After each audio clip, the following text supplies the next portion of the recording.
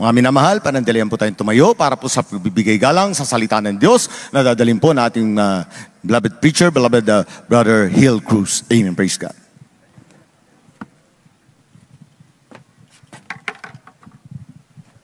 Amen. Praise the Lord. God bless you po. Beloved co-preacher, Brother John Lucasan. Amen. Praise God. Tayo po nito mayong lahat, may inibig ko.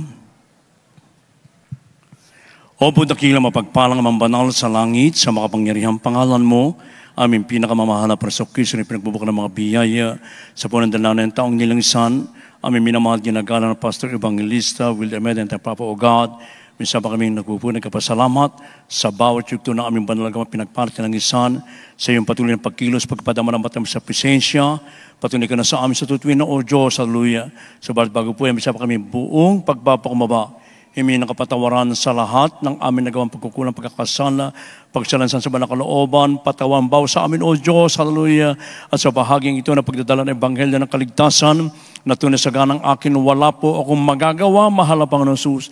Ikaw po ang maglaga ng mga tamang salita sa aking bibig, daloy ang spiritual para siyempre ng kabanaan na maintindihan na aming mga iniibig ng mga baguhan, mga bisita, matatiyan sa aming live viewers, ito aming samot panalangin sa mga pangyarihang pangalan ni Jesus at aming pinagkakasan sinasaway ang lahat ng hadlang ng kaaway, dama sa pindas at datsan ng bilip ka out from us. Hallelujah, and bind the power of darkness and anoint thy word, O Lord. In Jesus' name we pray. Amen and amen. Hallelujah. Praise the Lord. Everybody, praise the Lord. Purihin po ating pinakamamahal na Presokristo at unat sa lahat, ang mga nagpapaabot po ng pinakamataas na pagpupuri, pagwalhati, pagsamba sa ating pinakamamahal na Panginoon sa pinagbubukan ng mga biyaya. And we give double honor and respect to the man of God, to our dearly beloved, honorable Pastor Evangelist William Meda, the end-time prophet of God. We love you so much po, mga pastor. In advance, happy birthday na rin po sa ating minamat ng pastor na ginagam sa kaligtasan. And advance happy birthday po sa ating beloved minister, Willie James and Meda Jr. Beloved Post. At pagbati na rin po sa kanilang mga beloved children, grandchildren who are the family here in the Philippines as well as in US and Canada. At sa lahat yun po ng ating mga kapamanggawa, sa lahat ng ating mga iniibig na mga kapatid, mga bisita nito ngayon, maging sa ating mga beloved witness viewers, a pleasant evening and welcome to the royal family of God. Amen. Everybody, praise the Lord. Praise the Lord. Beloved sons of God, from generation to generation, our loving God is putting His spiritual watchman. And in our time, modesty aside, our dearly beloved honorable Pastor Evangelist William Meda is our spiritual watchman, a faithful prophet to all nations. Praise the Lord. Warning them to turn from sin and to accept God's salvation. Today, the church and its ministers, preachers must witness to all the nation and salvation of our dear Jesus Christ. Mga inibig, sa bawat henerasyon, ang ating dakilang Diyos ay naglalagay po ng kanyang tagapagbantay. At tayo pinagpala sa lahat ng pinagpalag, sapagkat dito sa bansang ito, ibinigay ng mahal na Panginoon ang kanyang matapat na propeta, mga inibig ko, na propeta sa lahat ng bansa, mga inibig, hindi lamang sa ating bansa, sa buong mundo, mga inibig ko. Sa kanyang panalangin, mga inibig ko, ang mga tao po'y makalapit sa ating pinakamamahal na Panginoon. Everybody, praise the Lord! Kaya sabi dito sa banal na kasulatan from the book of Ezekiel, chapter 3, verses 17 up to 21, kanila man po, Ezekiel 3, 17 hanggang 21. The book of the prophet Ezekiel, chapter 3, from verse 17 up to verse 21. Son of man, I have made thee a watchman unto the house of Israel. Therefore, hear the word at my mouth, and give them warning from me. When I say unto the wicked, thou shalt surely die, and thou givest him not warning, nor speakest to warn the wicked from his wicked way, to save his life, the same wicked man shall die in his iniquity, but his blood will I require at thine hand. Yet if thou warn the wicked, and he turn not from his wickedness, nor from his wicked way, he shall die in his iniquity, but thou hast delivered thy soul. Verse 20, again, when a righteous man doth turn from his righteousness and commit iniquity, and I lay a stumbling block before him, he shall die. Because thou hast not given him warning, he shall die in his sin, and his righteousness which he hath done shall not be remembered. But his blood will I require at thine hand. Nevertheless, if thou warn the righteous man, that the righteous sin not, and he doth not sin, he shall surely live, because he is warned. Also, thou hast delivered thy soul. Siya po sa Tagalog. Sa Tagalog po, dito po sa Ezekiel Kapitulo 3, versikulos 17 hanggang 21, ito pong sinasabi, Anak ng tao, ginawa kitang bantay sa sambahayan ni Israel, kaya pakinggan mo ang salita sa aking bibig, at ipanguna mo sa kanila sa ganang akin. Pagka aking sinabi sa masama, ikaw ay walang pagsalang mamamatay at hindi mo pinagpunahan siya o nagsalita ka man upang hikayatin ang masama mula sa kanyang masamang lakad upang iligtas ang kanyang buhay. Ang gayong masamang tao ay mamamatay sa kanyang kasamaan, ngunit ang kanyang dugo ay aking sisiyasatin sa iyong kamay. Gayunmay, kung iyong pagpaunahan ang masama at siya'y hindi humihiwalay sa kanyang kasamaan o kanyang masamang lakad man, siya'y mamamatay sa kanyang kasamaan. Ngunit iyong iniligtas ang iyong kaluluwa. Muli, pagka ang isang taong matuwid ay lumilihis sa kanyang katuwiran at gumagawa ng kasamaan, at ako'y naglalagay ng katisisuran sa harap niya, siya'y mamamatay sapagkat hindi mo siya pinagpaunahan, siya'y mamamatay sa kanyang kasalanan at ang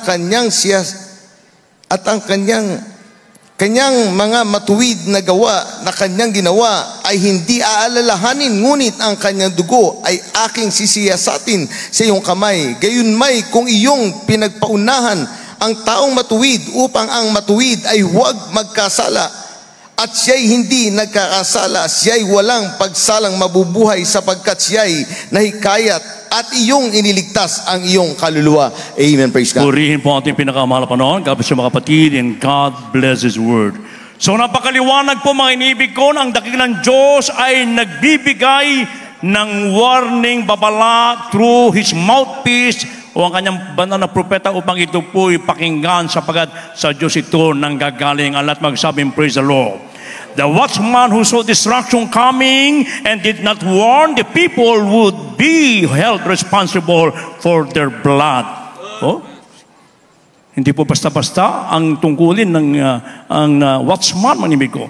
Laging nagbabantay po sa pagbabalik ng dakilang Diyos, kung kaya andun po lagi ang pag-iingat na nagmumula sa mabait na Diyos ng buhay. Palakpakan po muna ating pinakamamahal na Panginoon. Yung buhay na palakpak, pasindak na sa buhay. Everybody, praise the Lord!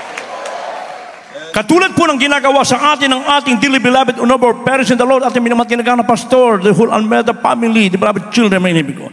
Lagi pong nagbabantay para po sa ating mga kaligtasan, laging nanalangin, nag-ayuno upang ang bawat po sa atin ay may harap na walang dungis kapintasan sa harapan ng ating pinakamamahal na Panginoon. Kaya hindi basta-basta po ang burden ng isang watchman o tagapagbantay, mga inibig ko. Nasabi nga, likewise, in the kingdom of God, a prophet or preacher who did not warn the lukewarm church of coming judgment will be held responsible for the people's blood. O kaya napakahalaga, mga inibig ko, na meron talagang tagapagbantay upang magbigay po bababala sa church, mga inibig ko, sa lahat ng tao, sa iba't panig ng mundo, mga inibig ko, upang makalapit sa ating pinakamamahal na Panginoon. Lagi silang nagbabantay, mga inibig ko. Kaya nga,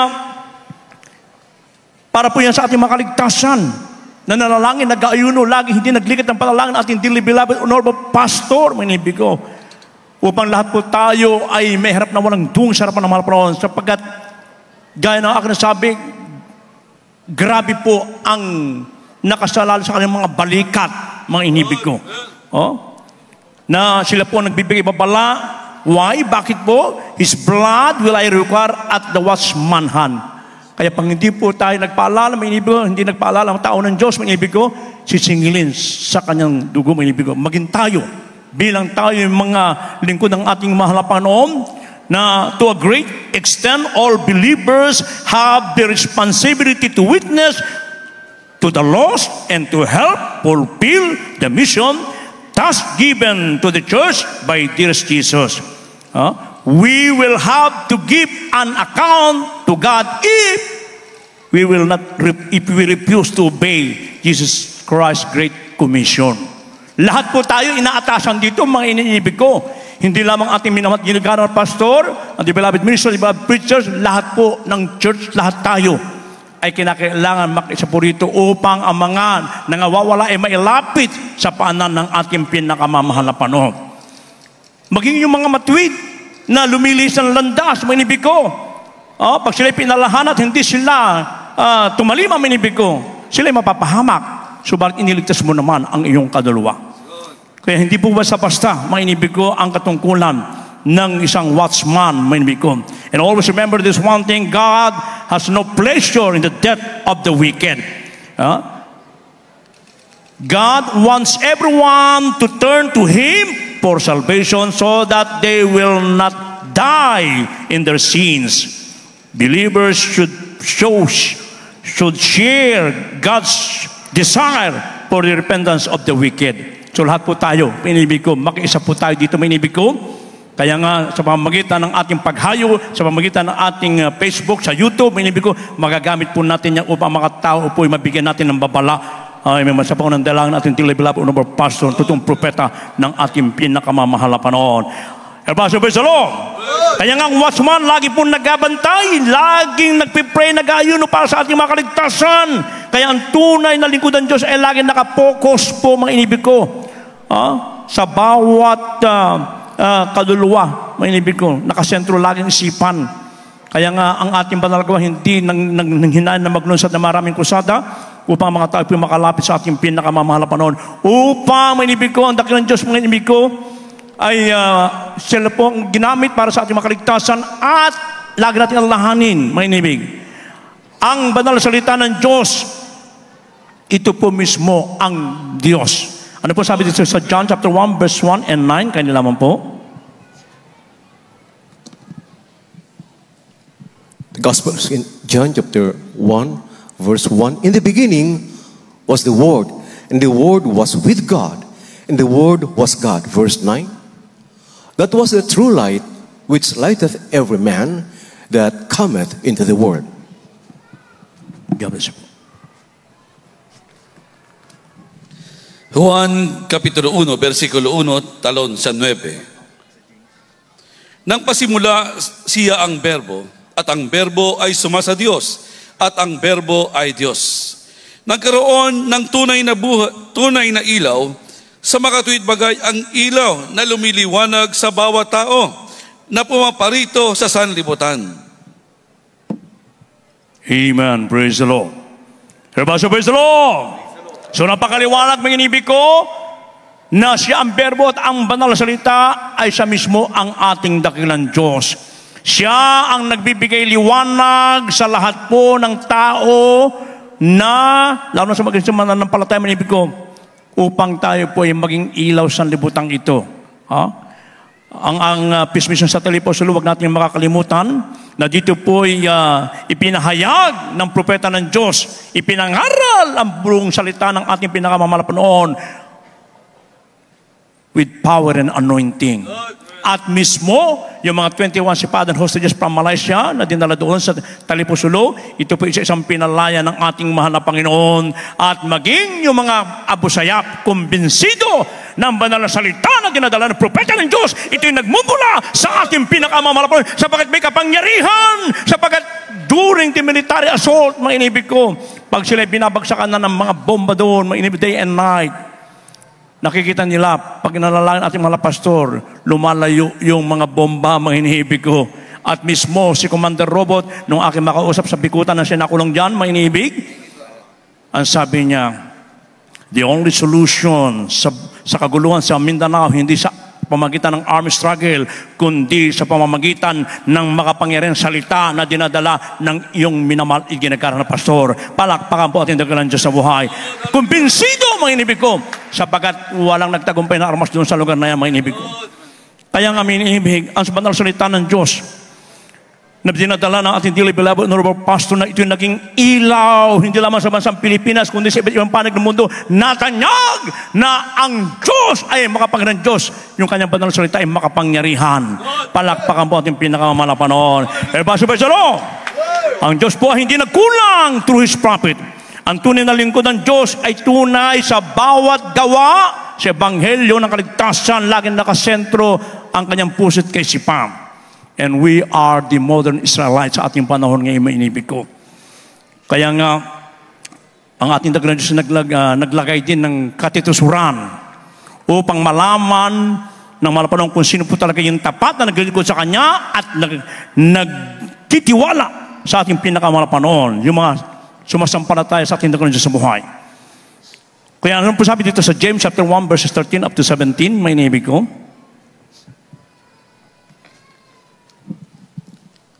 Here in James chapter 1 verses 13 to 16. Let no man say when he is tempted, I am tempted of God, for God cannot be tempted with evil.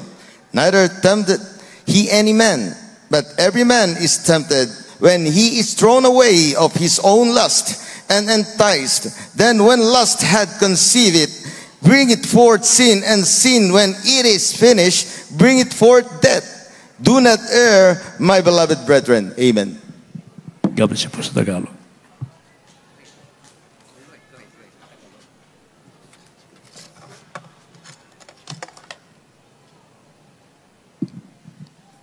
Santiago Kapitulo 1, versikulo 13 hanggang 16. Huwag sabihin ng sino man pagka siya ay tinutokso, ako'y tinutokso ng Diyos, sapagat ang Diyos ay hindi manunukso sa masamang bagay at hindi rin naman siya nanunukso sa kanino man.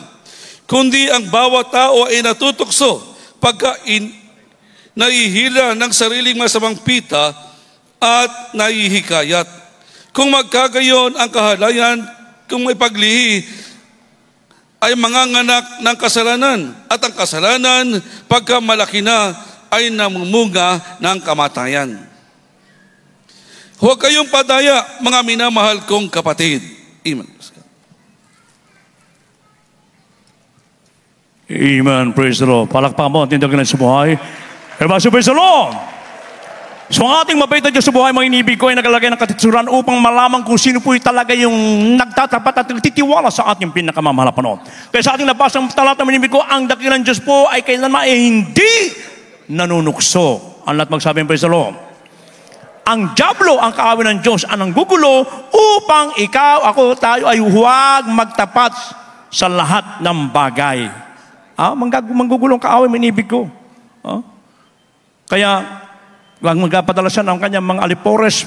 Minsan may bubulong-bulong sa iyo, mga inibig ko.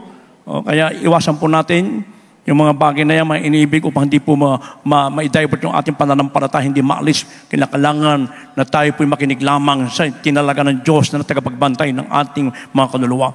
Kaya ang kasalanan po ay ipinaglilihi at tapos ay pinanganak at magbubuwang ito ng kasalanan. Unti-untiin ka ng kaaway ng Diyos, mga inibig ko. Hindi mo na mamalayan, nagkakasala ka na pala. Kaya sabi ng Biblia, huwag kang padaya. At magsabi, praise the Lord. Lumayo po tayo sa kasalanan, sapagkat galing na tayo dati dyan. Tayo po ay nakatanikala sa kasalanan, subalit nang mapakinggan natin ang purong ebanghelyo ng kaligtasan na dinadala ng propeta ng Diyos, lahat po tayo nakalagan sa pagkano kasalanan. Kaya huwag mo nang balikan yan. At magsabing praise the Lord. Kaya nga ang mga bantay, minibig ko, ay mahalaga, sa kanilang mga binabantayan. Kahit kung tayo po ay makikinig ng kanilang pangaral, tayo po ay maniligtas. Ano po sabi sa Book of Isaiah 62, 6 and 7? Kaya nilaman po. Here in Isaiah chapter 62 verses 6 up to 7, I have set watchmen upon thy walls, O Jerusalem, which shall never hold their peace day nor night. Ye that make mention of the Lord, keep no silence, and give him no rest, till he establish and till he make Jerusalem a praise in the earth. God bless you po. Sa aklat ni Propeta Isaias, Kapitulo 62, mga versikulong 6 at 7. Ako'y naglagay ng mga bantay sa iyong mga kuta, O Jerusalem, sila hindi magsisitahimik kailanman sa araw o sa gabi. Kayong mga alaala sa Panginoon, huwag kayong magpahinga. 7. At huwag ninyong bigyan siya ng kapahingahan hanggang sa siya'y matatag at hanggang sa kanyang gawing kapurihan sa lupa ang Jerusalem. Purihin po ating pinakamahal na panahon. Praise the Lord! Mga inibig, hindi po nagpapabaya. Mga inibig ko, hindi nagpapahinga. Yung bantay sa kanyang pagbabantay. And modesty aside, may inibig ko ating dearly beloved honorable pastor. Sa tutuwin na may inibig ko, nandyan lagi ang kanyang pakikipag-ugnayan sa ating pinakamamahal na panahon sa pamamagitan ng kanyang mahabang panalangin, pag-aayuno, pagpupuri sa ating pinakamamahal na panahon upang ang lahat ng mga anak ng Diyos na naglilingkod sa gawain ito, may inibig ko, at sa mga tatawagin pa ay makalakad ng ayon sa katwiran sa kalooban ng mahal na panahon, mananatili sa kanilang pananampalataya, iingatan ang pananampalataya na pinagulap sa atin, minibig ko. Hindi nagpapahinga ang propeta ng Diyos. Nakita po ng aming dalawang matayan, mga inibig ko. Talagang ang ating minamahal na pastor, halos walang kapaguran sa pagpupuri, pananalangin, mga inibig. Ganun ang kanyang pagbabantay, mga inibig ko. At yan po ang ginagawa ng ating dearly beloved noble parents in the Lord, the beloved children, the Lord made the family. Tayo tinuruan, pinangaralan, minsan tayo itinutuwid kung tayo nagkakamali, mga inibig ko, upang tayo po'y lalong tumatag yung ating pong pananampalataya. Praise the Lord! Kaya hindi po tayo pwedeng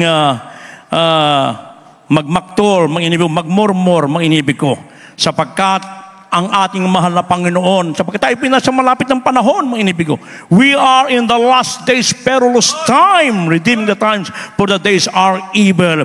Kaya, may warning ang ating mahal na Panginoon, ang banal na kasulatan sa mga hindi nakikinig doon sa tagapagbantay ni pinagkaloob ng ating dakilang sumuhan. Sabi nga dito sa Acts chapter 3, verse 23, and it shall come to pass that every soul which will not hear the prophet shall be destroyed from among the people. At mangyayari na ang bawat kaluluwa ni hindi makinig sa propetang iyon ay pupuksin lubos mula sa gitna ng bayan. Kaya yan po ay warning, may inibig ko. Kaya kung anong sinasabi ng propeta ng Diyos, gawin po natin yan sapagkat yan po ay nakakabuti sa ating paglilingkod, sa ating pinakamamahal na panahon. Praise the Lord! Kaya sa ginamit naman sa ating mga kaligtasan, mga inibig ko, pasalamatan natin mga panahon sapagkat ang ating beloved honorable pastor, beloved children, mother family na sila ginamit sa ating mga kaligtasan, huwag naman natin kakalimutan sa araw ng linggo, mga inibig ko. Yung mga wala sa katotohanan, nagbibigay nga ng mga best gift. Wala naman silang nakukuhang biyaya doon, mga inibig ko. Pero tayo dito, lahat tayo pinagpalang lubos ng ating pinakamamahal na panahon. Kaya ibigay natin yung the best gift, mga inibig ko. Amen, praise God. At higit sa lahat, yung magdala tayo ng maraming kaluluwa sa panahon natin mahal na panahon. Yan ang gustong regalo lalo ng propeta ng ating pinakamahal na panahon. Ngayon, ano ang pinagagawa ng ating dakilang sumuhan na dapat natin gawin upang yung ibinigay sa atin ng watchman na hindi po masasayang yung kanyang pong pagbabantay, pagpupunyagi sa ating mga kaligtasan. Ano po sabi po dito sa 2 Peter chapter 3 verse 9 and Matthew 24, 42 and 46. Kanila man po. The second book of Peter, chapter 3, verse 9. The Lord is not slack concerning His promise, as some men count slackness, but He is long-suffering to usward, not willing that any should perish, but that all should come to repentance. The book of the Gospel of Matthew, chapter 24. verses 42 and 46. What's therefore, for you know not what hour your Lord doth come. Blessed is that servant whom his Lord, when he cometh, shall find so doing. God bless you, Pastor Gab. Sa ikalawang Pedro, Kapitulo 3, versikulo 9, hindi mapagpaliban ang Panginoon tungkol sa kanyang pangako, na gaya ng pagpapalibang ipinalalagay ng iba, kundi mapagpahinuhod sa inyo, na hindi niya ibig na sino man ay mapahamak, kundi ang lahat ay magsipagsisi. Purihin po ang ating pinakamamahal na Panginoon. Palakpakan mo natin ang kanyang sumuhay. Elbasyo Persolo! Ito ang pinagagawa ng ating mabait sa buhay na dapat gawin upang hindi po mabalang halaga yung pinagkaloob na bantay sa atin. Hindi mapagpaliban ang pangako ng mahal na Panginoon. Hindi katulad ng tao pag nangako lagi napapako, minibig ko. Kundi ang sabi dito, lahat ang mga tao po ay mga balik loob, magsipagsisi sa harapan ng ating dagdagan sa buhay, sapagkat ang Diyos ay walang kasiyahan sa kamatayan ng mga tao masama, kundi sila ay manumbalik at magpakumaba sa harapan ng ating pinakamamahal na Panginoon. At ang sabi pa ng banal na kasulatan, mangagpuyat nga kayo sapagkat hindi nalalaman kung anong araw paririto ang Panginoon. Kaya na nga kayo magsipaghanda naman sapagkat paririto anak ng tao sa oras na hindi nyo nalalaman. Hindi po natin alam ang oras ng pagbabalik ng mahal na Panginoon. Anytime now. Kaya ating dearly beloved honorable pastor, very wise, hindi niya iniisip bukas ang pagbabalik ng Diyos ngayon lagi, ngayong araw na ito, para nandun lagi sa matwid na paglilingkod sa malapan upang anytime mabalik ang Diyos, kukuhanin tayo. Huwag mo isipin na sa ibang araw pa may inibig ko. Anytime nandiyan ang mga sinyal sa sinasabi ng banal na kasulatan, kagulong, patayin, kaliwat kanan. Third World War is one push button away anytime. Andiyan pa mga nagbabandyang mga lindol, mga bagyong malalakas, mga inibig ko. Kaya mag-ingat po tayo. Ang pag-iingat natin, panghawakan po natin ang ating kaligtasan. Serve the Lord with fear and trembling, fight a good fight of faith. Tayo po'y pinagpala sapagkat may tao ng Diyos, propeta na lagi nagnalangin, nag-aayuno, nagbabantay para po sa ating mga kaligtasan upang tayo po'y magmana ng buhay na walang gang, mga inibig ko.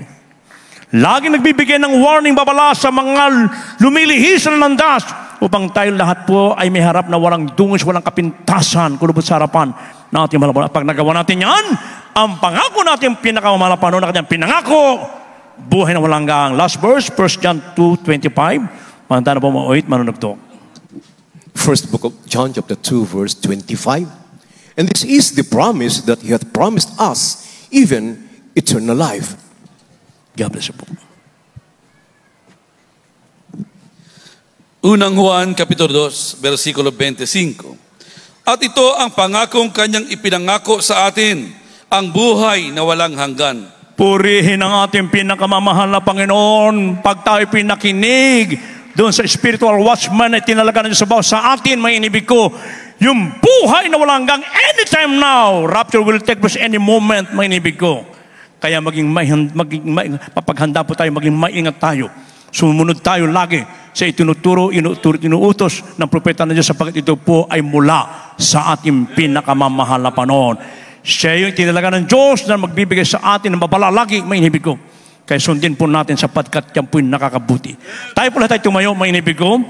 And we are inviting all the beloved visitors to please come forward. Accept our loving God in your heart. Now is the day of salvation. Now is the accepted time. Yan na lang po sa harapan, mga inibig ko, habang umaawit at mga awit. And praise God, gawin natin panalangin ng awiting ito. At habang aking binibigay pong pagkataon, sa aking beloved co-preacher, Brother Joey Mancera. Amen. Praise the Lord.